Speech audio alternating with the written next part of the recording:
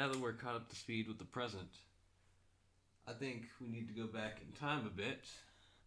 That being said, before we do that, there's actually something I just thought of during that short break that I actually acknowledged this time.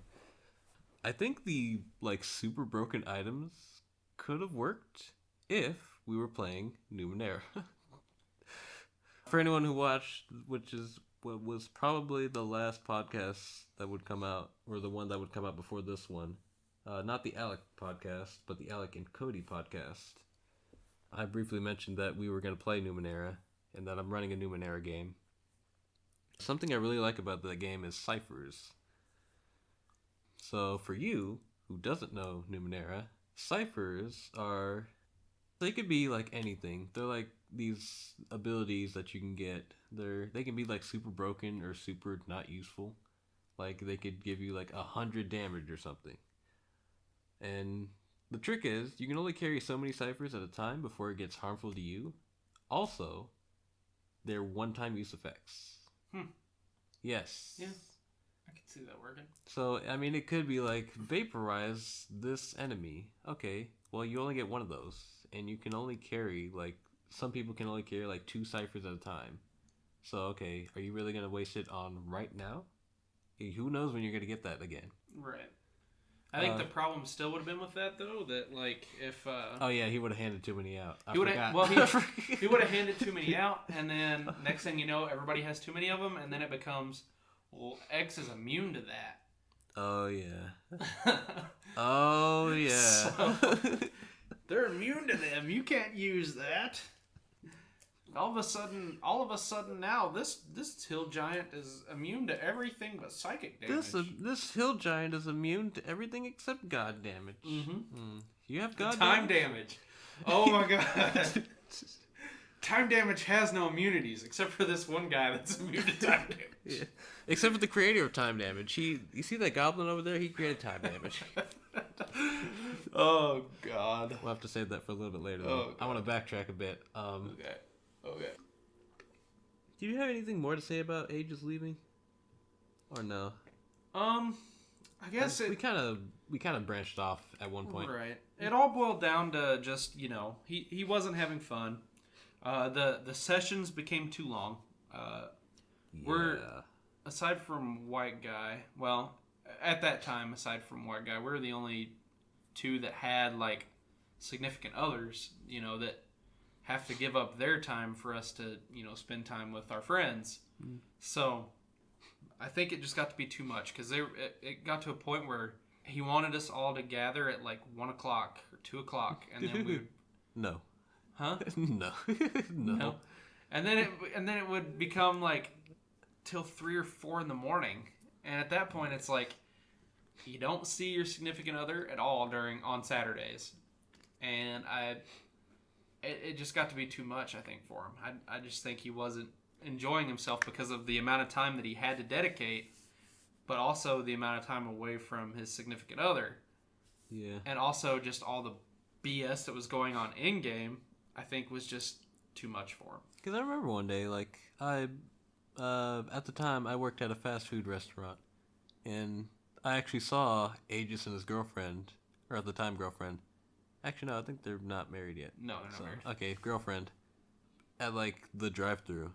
And I remember, how happier they seemed. How, so happy they seemed.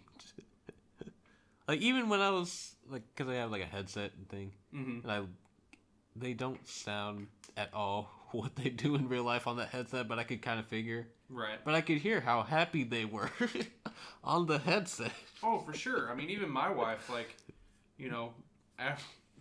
when we were playing every week, 2 to 3 times a week, yeah, she was frustrated. I mean, she did not like it. But, and then that's when I said that, I'm going to go to bi-weekly. And then it just became I don't want to play at all.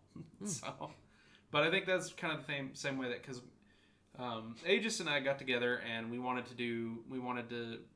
approached Bulgraval about going to bi-weekly. Yeah. So when that happened, it became, oh, that's cool. Yeah, we can do bi-weekly D&D, but we're going to get together on that Saturday anyways, and I'll play board games. And I was like, that is not what we wanted. We wanted to get together bi-weekly. We did not want to just play D&D bi-weekly. We wanted to not give up our entire Saturdays every week. Yeah.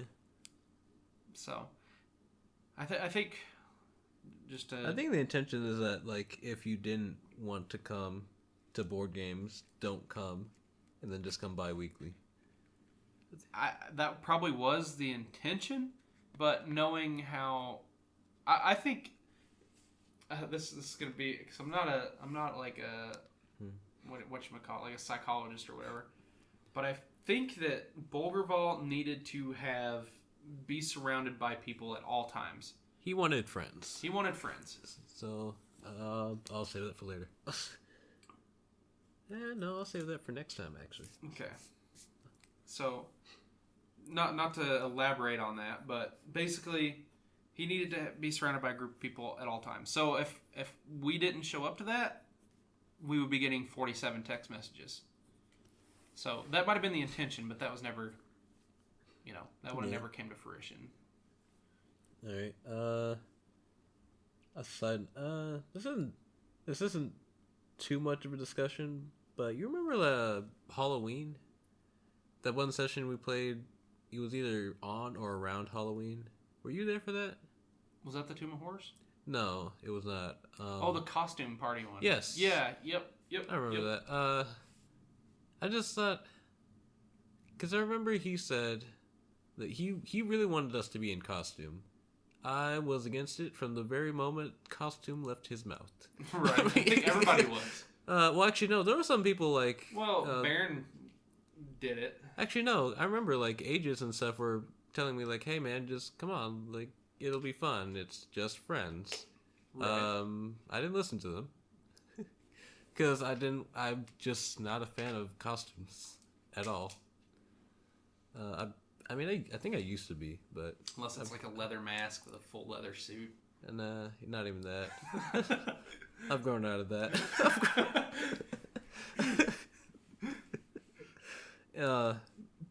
But I remember like, and then the day actually came, and then the only two people that actually had costumes were Baron and Aegis's girlfriend, pregnant lady.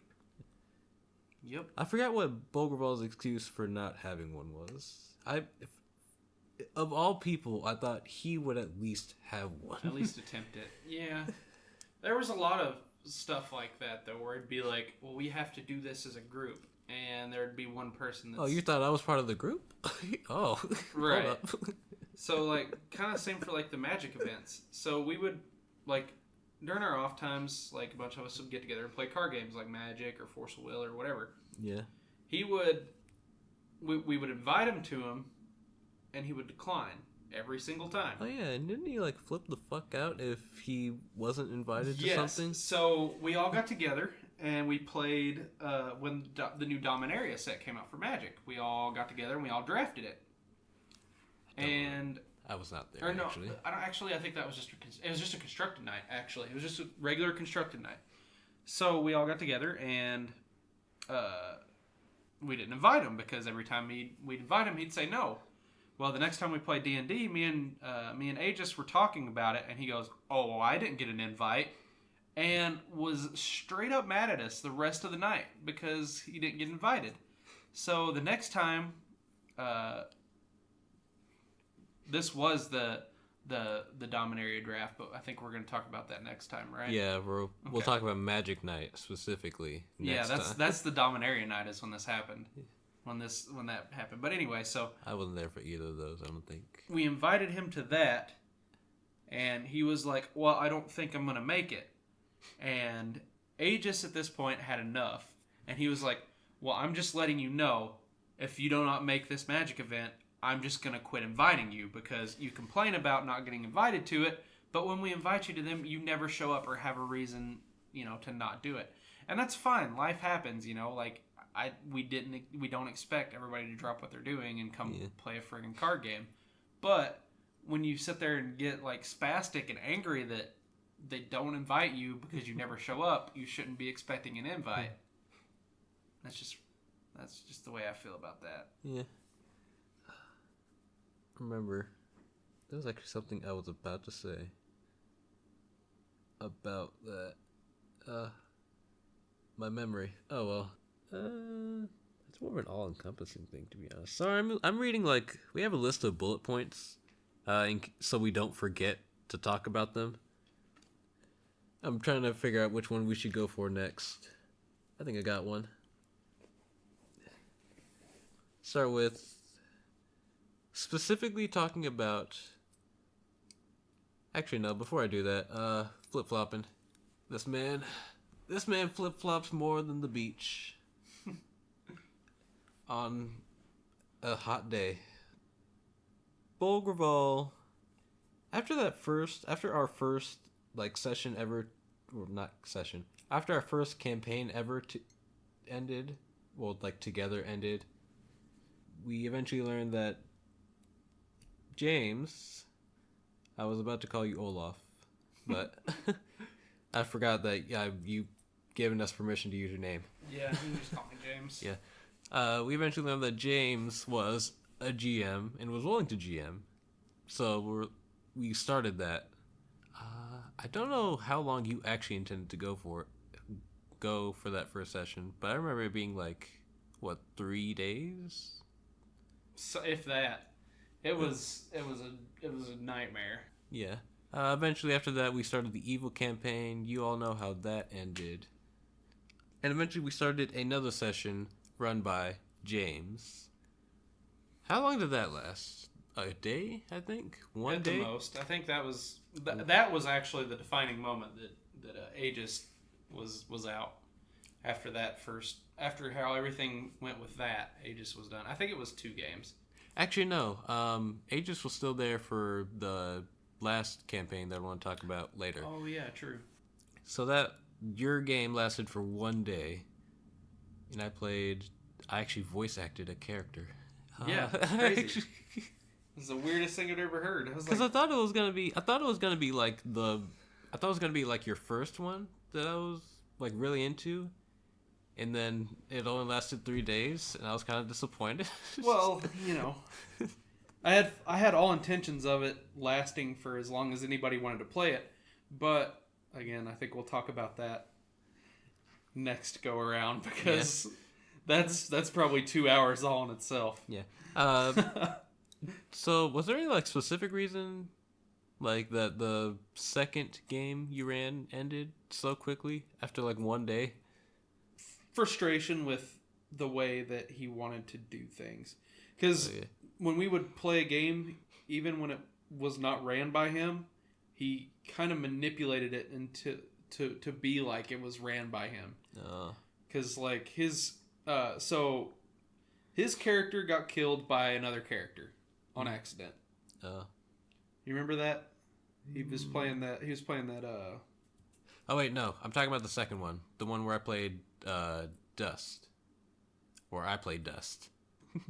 I played as a Tabaxi. Okay, that was literally the one that lasted a day. Yeah. Okay, so that's the one that ended because he messaged somebody and was like, "I'm not having very much fun. Oh wow. I want to switch to your game. This is just not the way that I like to play D&D. I don't like for it to be slow.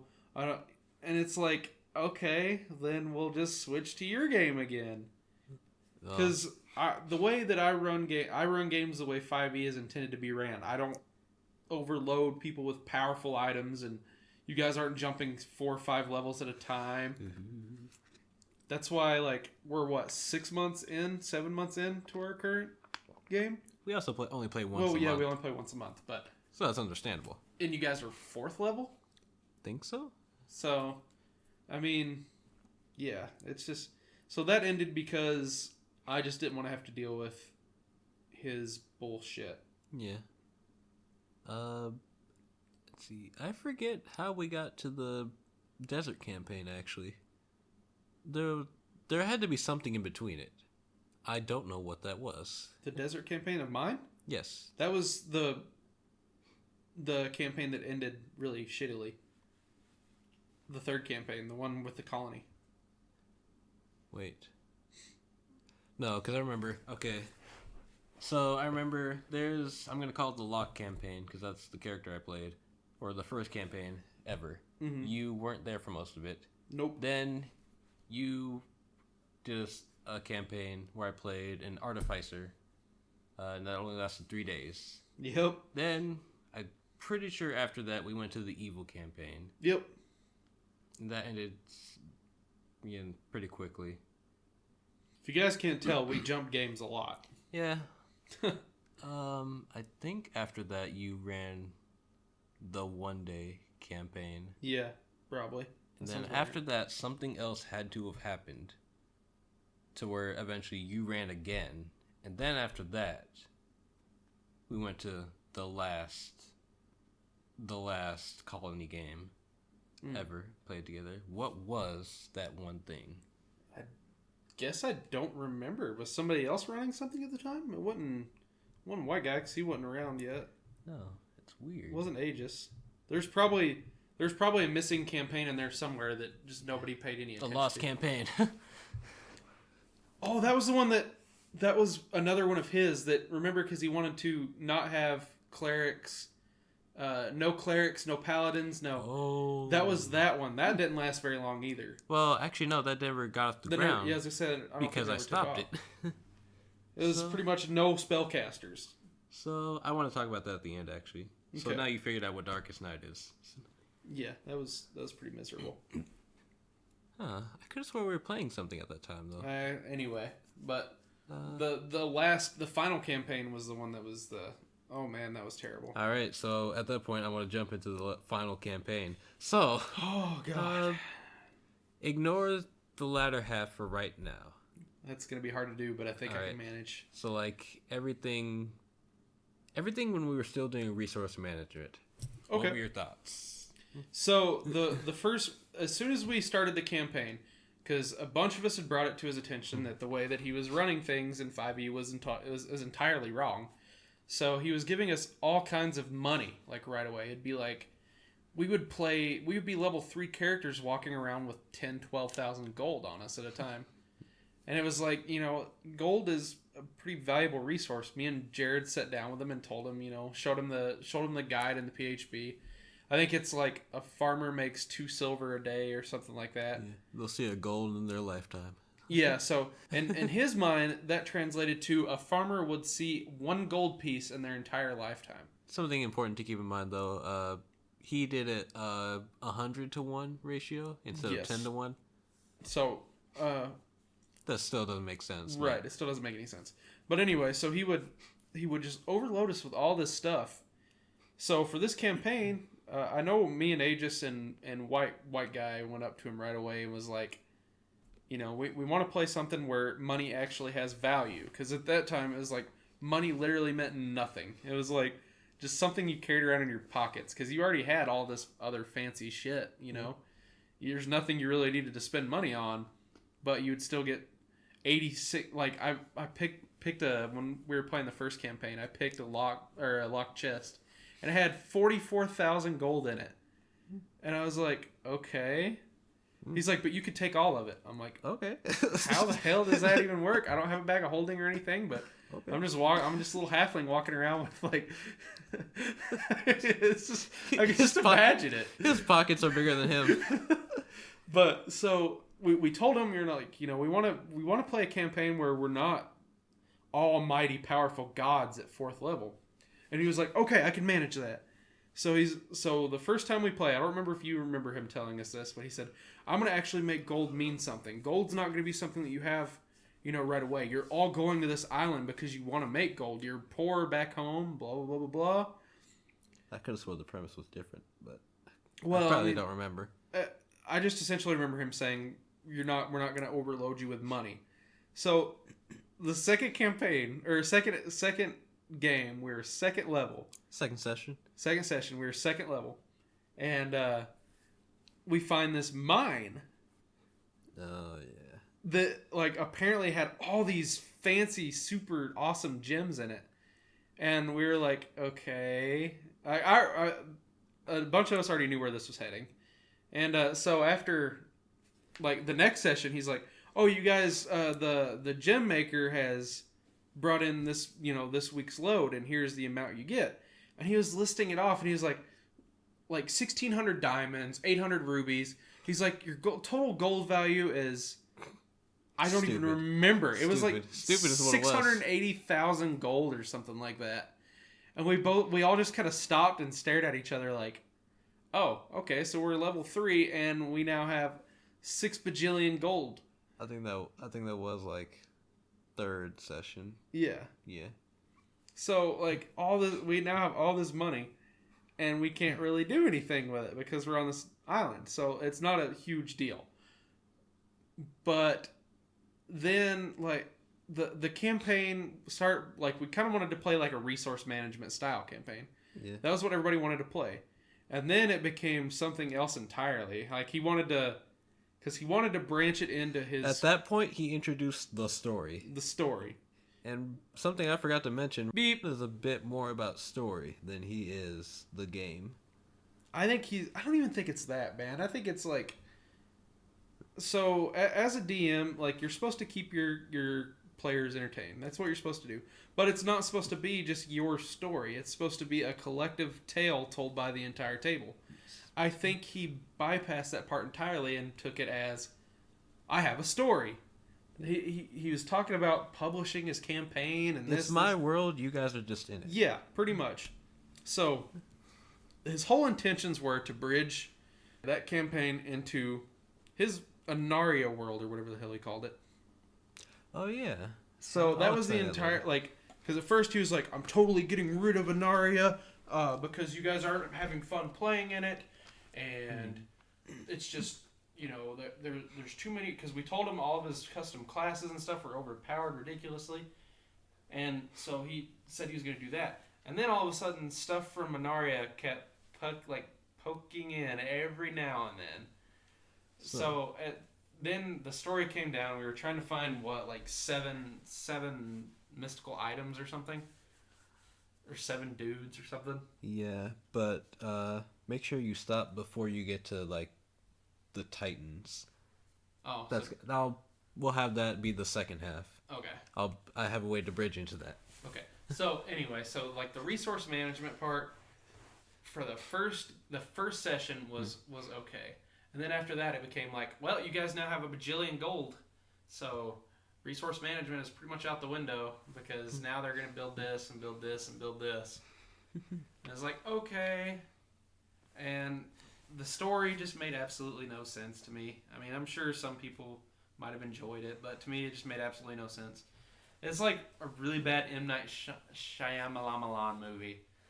There was a twist? There was all kinds of twists. It'd be like, oh, well, now this random guy that was stowed away on the ship that you guys didn't notice is now this all-powerful, mighty king. And these people are walking through portals now with guns. And it was like a really bad, C-budget horror movie. It made no sense. I mean, it was scary in premise, but... Now these paladins, but they're not paladins. They're, what do you call them, dragoons, are walking out of the portals with guns, yes. And their guns deal 80d6 damage whenever they shoot you with it. I don't think they've ever shot at us. No. They just had them. Yeah. They didn't use them. And double plate. Oh, yeah. How did that work? Double plate. I don't know. I don't see how... double plate was like an instant 24 armor class, I think. Might have been even more than that. It was a custom armor set that he had made. I don't know. Alright, so before I'm actually going to do a bit of a timeline of the campaign itself, and then we're going to talk expound a bit more on the latter half. So, something I should do before I explain that. Every time we played this campaign, we were playing in his world, Anaria. It was always like an age of Anaria. So, I mean, to be honest, I think it was really cool. Every game that he ran, it was essentially like a continuing world, a continuing story, whatever. He apparently had books and books of this written down. So I think the first session or the first campaign we played, we were in the 7th age. Yeah, we were in the 7th age. Which begs the question: what was that missing? 8. Oh well. Anyway, so we started out in the 7th age. That ended. We eventually go to the 8th age. That also ended. The 9th age never actually got off the ground because I put a stop to that, and I'll explain that towards the end of the podcast. Then eventually he was like, you know what, we're reboot. We're going to go all the way back to the 1st age of Anaria. That probably explains a little bit of why he kept seeding Anaria into it. What I remember it being was we were like hired by, I think it was either the king himself or these nobles to go colonize this land. That was our premise. Right. We had like some roles to do. We like had some roles to see like how much of it actually made it to the colony. Some stuff got lost, but it was whatever. We got to the colony, or the place we're supposed to colonize. There's not much set up there. It takes like some in-game time to get some stuff set up. During this time, however, I don't think you remember this. We were actually assigned like jobs of like certain things that we were supposed to keep track of.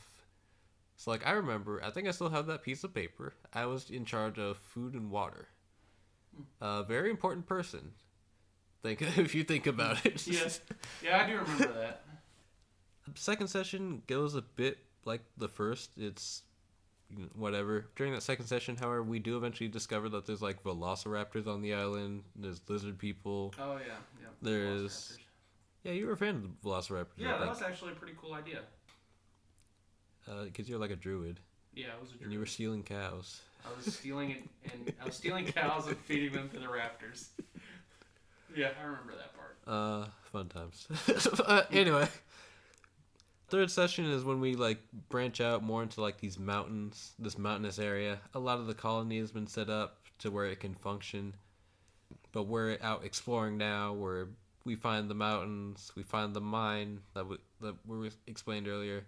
I don't think it's until like the 4th or 5th session that we actually get the benefits of that mine, though. Let me think. Everything up until that forest is a bit foggy to me. We eventually find dwarves in the mountains as well. I forget what session that was. Baron's poor character got killed. Yeah. By a cone of cold. Yeah. At level 3. Yeah. Good times.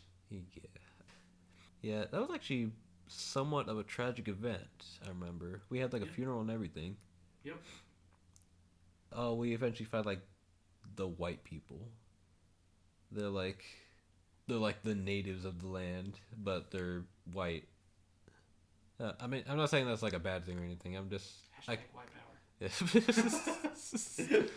Yeah, I'm not saying that's a bad thing or anything. I'm trying to figure out what the significance of them being white was. I think they were painted, is what he said. Like yes, okay, that's what it was. They were painted white. I think they did have like white skin, but they were the painted white people. They're messing up things. You and Baron eventually branch off. Yep. That's where you guys find like the drow cave thing. Yeah. That's where I started to try and develop Dust as a character. I don't think it worked too well, but oh well. That's where eventually you find the forest. At some point in time, you find the forest. Oh, yeah. You remember that forest? Yeah, Hold the one on. with the elk. Side note, that forest was bullshit. Let me tell you about this forest. He made it clear that, like, magic didn't work in this forest. What was the first magic thing that happened in that forest? Do you remember what it was? It was something, I think it was something the elk did. Yeah, well, the elk was supposed to be the embodiment of something else or something. Light. He was one of the Titans. I'll explain a bit more about that as we go on. But I don't remember exactly the first magical thing he did, but it's pretty much like, your magic doesn't work here, but theirs do. Yeah. No, there's no magic here. Except for them. Them? You see them? Their magic works. For no reason, to be honest. Oh, he loved those anti-magic fields. Yeah. Like, it'd be like you're some random Bilbo farmer's house, and it's like, you cast Produce Flame on his fire pit to help him get his fire started. Oh, he has an anti-magic force field in his house. It's like... I've actually caught him slipping. Sometimes, when he just wanted it to work, he would let us use magic. I forget exactly what it was. It was something that I think it was something that Baron did. He did something that helped. It was a helpful thing, but he actually let it go. Yeah. Even though his magic didn't work there. At the time you discovered the forest is when like the seeds are planted to get the plot going. Oh, a little bit before that actually, I find we come back from the mountains. I have like this box. I open it and there's like an egg inside. It eventually hatches or it grows. It's like magically shrunk in the box, and it grows to be like a rock egg. I'll say that for later. A little bit after you come out of that forest, we eventually discover that like there's these items we need to go get, and that's when like Baron gets possessed by like that flame titan dude. Yeah. I should probably explain that real quick. The big bad of this campaign was the Titans. There's 7? I think 7 of them. It was either 7 or 9 of them that were like in a battle or something. One in particular was the big bad, the biggest bad. He was like the embodiment of darkness. We needed to go find the embodiment of light that happened to be the elk in the forest that could talk. I had a titan. It was the rock. He was like the embodiment of wind. Another one that was also evil possessed Baron's new character, which was a shaman, the embodiment of fire. It was like a chronomancer that eventually helped Aegis's character get his powers, I think. Yeah, or something weird like that. There was the embodiment of magic, who also could use his magic in the forest. I mean, that kind of makes sense, but yeah. He was actually, you found him in the cave that I found the... the little pink dragon. Yeah, it was a little bit deeper in the cave, but in the cave where I found the rock. And then I found that one under the mountain. Yeah, those also, we needed to go wake him up to fight the fire one. Along with that, there were also like these items we need to go get.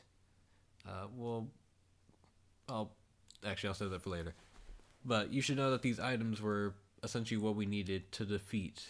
Well, actually, no, what we were told we needed to defeat the biggest bad, the embodiment of darkness. Alright, I'm going to get back to the actual story. We eventually go back into the cave. This one is... Actually, no, we go into like next to the mine because we find out the mine has been attacked by, well, what we think are the painted white people. We have a sneaking suspicion is actually like drow. Well, because before that we like went to like these caves where they used to be. Anyway, in that cave, it's kind of my fault, but Baron ends up destroying a bag of devouring, I think it was. Oh, yeah. Yep. And it causes a black hole for some reason. Yep. Magic. Because of how broken we were, we actually did have some broken magic items. I had a ring of 3 wishes. And I decided to use one of those wishes to save my friends. Bad idea, as it turns out. Yeah. I mean, wish is generally a bad idea. Well, from what I read in the book, like you're not supposed to screw the player over. No. I mean, it's not supposed to be like entirely good. No, there's supposed to be repercussions to it, but it's not supposed to be like this earth-shattering, all-bending thing because level 20 wizards can do it, twice a day or once a day anyway. But at this time, Aegis is not with us. He's on a journey of his own, I guess, with the Chronomancer. Being whatever Chronomancers do in their spare time. That they have a lot of. Anyway, a time skip happens. As we're in this cave, everything has changed. The colony is now like a castle. A full functioning castle. We come out where I don't think we actually gain any levels from that event. More time skips. Yeah. Hooray! Time skips. Hooray for time skip. Because it works in like every shitty C-budget fantasy movie. Back to the Future. Again. Back to the Future 11. Is there 11 of them? Just, like, dear God. I think there's 3. How many times are they going Back to the Future? Back to the Future. The return to the return to the return to the return. The return to the return of Ravnica. Anyway, it's there's like 5 different plots going on in this game. So I'm gonna backtrack a bit. A little before we find out about the Titans, we find out that the prince. There's too many princes. There's too many of those people. Yeah. One of the princes from back home, the place we came from to colonize this place, is found. I think he was like stowed away or something. Yeah, he was stowed away, and he was but like nobody noticed him. And he was magically asleep. Yeah. He of course wakes up. He takes over. It's at that point that resource management goes out the window. I don't have to go. We used to have to like roll to see like, okay, how much food and water did you get? No, not anymore. Out the window. No more of that. Baby got too much for him to handle, but no more of that.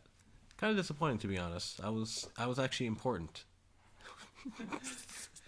You did something. You were a functioning member of the party. Because in fact, I think I was actually one of the only people that remembered to do my food and water, because I had a feeling it was important.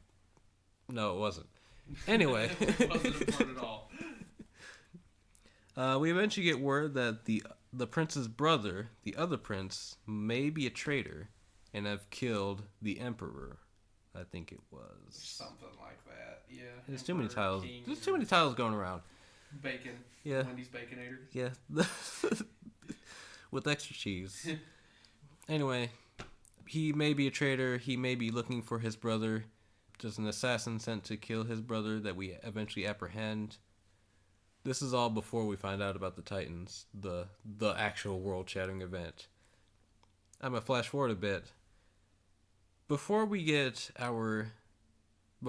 out and find the, before we even know about the, like, god items that we need, I had, like, this potion of GM question, and it was always at the back of my mind, like, okay, what happened to, like, you remember that prince dude you talked about earlier? What happened to him? And it was like, oh, great question. He's coming through the portal now. Yeah. Him and his army are coming through the portal now. We actually, like, defeat the army in, like, what, 5 turns? Because Aegis is broken. Because he used this custom class off D&D Wiki that looked like it was made by a 4-year-old. He had these things called time bombs or something like that. Aegis used to be a barbarian. Barbarian, yeah. Yeah, but then plot happened and he became a chronomancer. Yeah, but anyway, his attacks were like 60 d6 time damage, and time damage has no immunities. Yes. Or resistances. And then he also had the power to like stop people or accelerate people. Mm-hmm. We'll get into more of that and why that was fun later. But it was. Oh, I forgot. Yeah, that was that fight. I also had a broken magical item that let me go be. I was a moon druid, Circle of the Moon druid, and it let me turn into things other than animals as long as I had seen them. Oh. So remember, because I turned into a blue dragon because me and Baron had saw that blue dragon. Oh wait, we'll get to that fight later. Okay. Because there's something else. Because I also remember there's another Titan I forgot, the big ass giant that would come and occasionally stomp on the town. And the big red dragon that they fought. Well, that actually wasn't a Titan. That was just a pet of the big bad. Yeah. It was weird. We defeat the army easily. Nothing ever happens with that prince again. The prince is gone for all we care, because his plot line is done. He's content with his life. Yeah, he goes and he buys a cabin in Maui and he buys a yacht.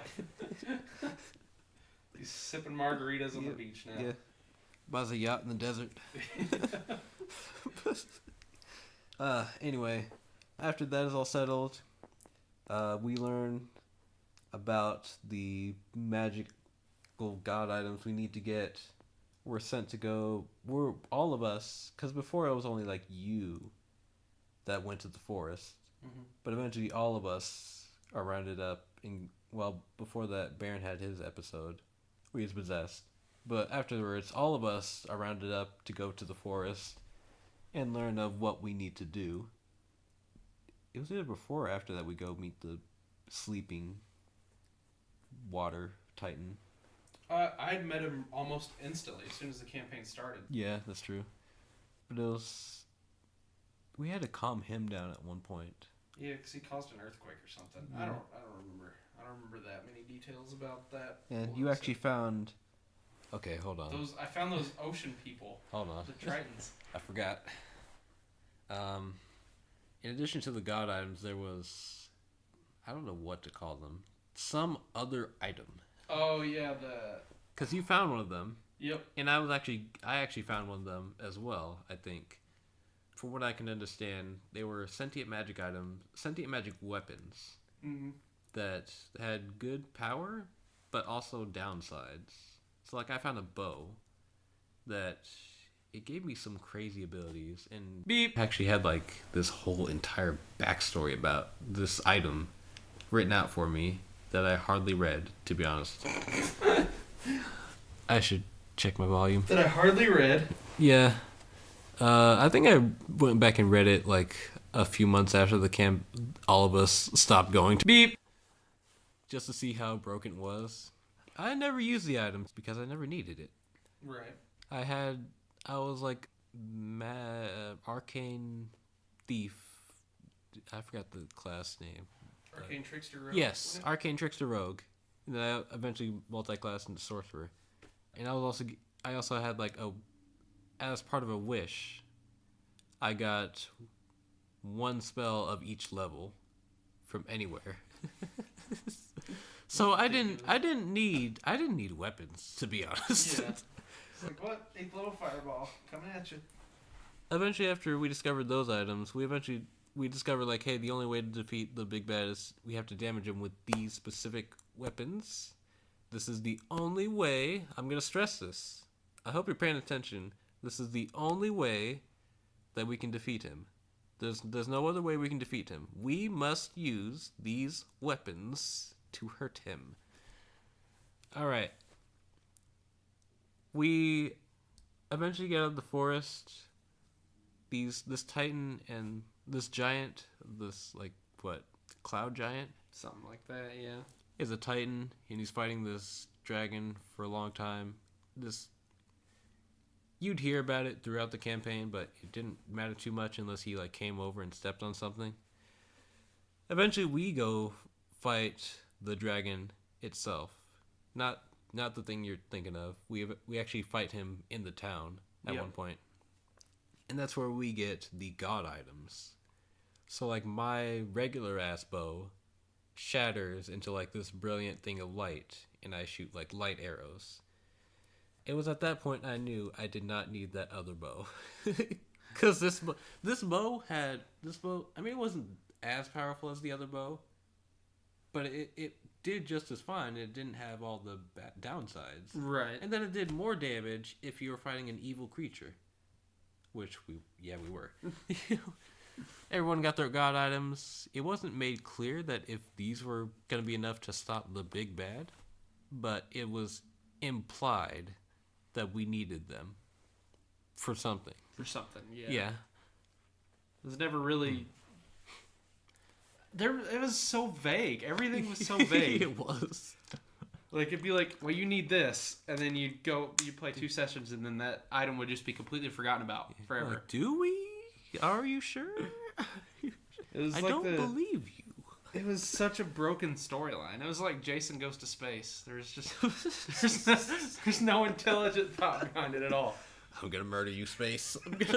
How do you breathe in space? It don't matter. It's Jason. He can breathe wherever he wants. All right. So some miscellaneous stuff happens. I get like I'm kind of mad about this. I get like a thieves guild, actually. My own thieves guild. And I write up the stuff about it and everything. Me and White Guy are part of this thieves guild. White Guy joined later in the campaign, actually. We write up the stuff and everything. That gets explored for like a day, maybe. We didn't even use the stuff we wrote down. No. Because it was over after the day after. We essentially get readied up. We go back to the forest. We meet. Well, it's at that point that we discover that the elk is the embodiment of light. But in order to become the embodiment of light, he needs the heart of another titan. I believe the magic titan killed the chronomancer titan. Something like that, yeah. Yeah, and we got his heart. We fed it to him. He became like mystic, magical man. It's at that point that revealed that him specifically, this elk man, magic man, has to be the one to deliver the final blow. It's a big bad. And it has to be in that pool of water. Yes, he has to be dragged down to this pool of water that he's standing in, and it has to be him. Not remember how I said those items, whichever ones I said it was. There's too many of them. The one items that did the one thing at the one time. The ones that are specifically designed to hurt our big bad are now useless because it has to be him. Anyway, we're sent to go like take down the pet dragon of our big bad. I'm gonna turn it over to you, but before I do, I should explain something. Okay. Oh, actually, no. Before I get to that, before we do that, there's a level skip. So remember how I mentioned I had a rock that I loved? I really liked him actually.